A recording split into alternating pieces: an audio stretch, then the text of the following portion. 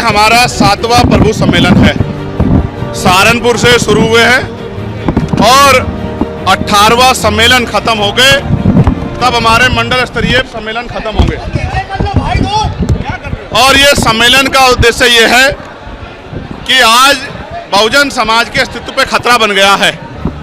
चारों तरफ से संविधान में जो प्रदत्त अधिकार उनको मिले हैं, उन अधिकारों को खत्म किया जा रहा है। चाहे वो आरक्षण हो, चाहे शिक्षा हो, चाहे नौकरियां हो, चाहे और जमीनें मिली हो, चाहे और अधिकार हो, उन सब अधिकारों पर डाका पड़ रहा है। चाहे बिजली के निजीकरण का मामला हो या शिक्षा मित्रों का मामला हो, उनके समायोजन का, चाहे 69 शिक्षक भर्ती का मामला हो, तमाम तरह से कमजोर वर्गों के खिलाफ अन्याय किया जा रहा है। मुसलमानों पे बुलडोजर चल रहे हैं, उनके घरों को जमींदोज किया जा रहा है, उन पे गोलियां चल रही है। दलित पिछड़े वर्ग के लोगों को मार मार के लटकाया जा रहा है। उनकी बच्चों की अस्मतों पे भी हमला हो रहा है। कानून व्यवस्था खत्म हो चुकी है। ऐसे में अस्तित्व बचाओ, समाज में भाईचारा बनाओ, कमजोर वर्गों को जोड़ो और जोड़ के प्रभु जन सम्मेलन के जरिए भविष्य की तैयारी करो। जो 15 साल का सूखा है उसको खत्म करो, राजकाज लाओ और लोगों की समस्या दूर करो। जातिगत जनगणना होनी चाहिए, उसके साथ साथ उसके आखिरी आंकड़े भी जारी होने चाहिए।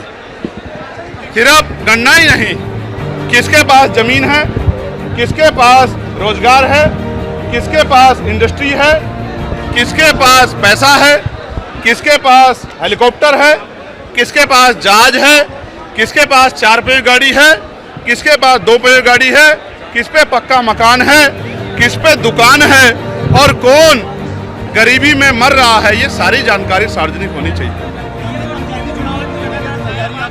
पंचायत चुनाव बहुत मजबूती से आजाद समाज पार्टी काशीराम और भीम आर्मी लड़ेगी। उसके लिए वो संघर्ष कर रही है, गांव-गांव प्रचार कर रही है, बूथ कमेटियां बना रही है, सेक्टर कमेटियां बना रही है, ग्राम पंचायत समितियां बना रही है, भाईचारा को 12 जातियों को जोड़ के भाईचारा कमेटी बना रही है। तमाम तरह से उनके मुद्दों के लिए संघर्ष कर रही है। अभी बिजली के निजीकरण पे भी हम लोग और शिक्षा मित्रों के संयोजन पे भी आंदोलन करेंगे। हम लगातार कोशिश कर रहे हैं कि आजाद समाज पार्टी तेजी से आगे बढ़े और उसके जरिए लोगों की समस्याओं का हल हो। 2027 के चुनाव से पहले जो गुंडा राज उत्तर प्रदेश में चल रहा है उसको खत्म करना होगा।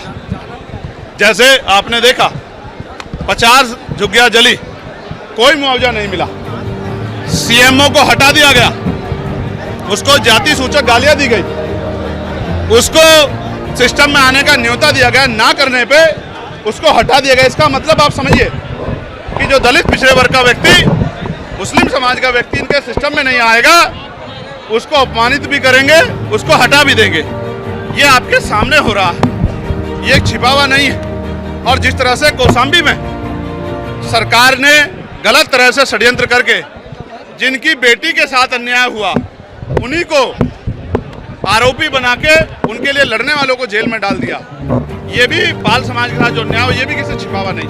इसलिए मैंने उस घटना की सीबीआई जांच की मांग की है। बहुत जल्द मैं उस परिवार से मिलने के लिए भी जाऊंगा।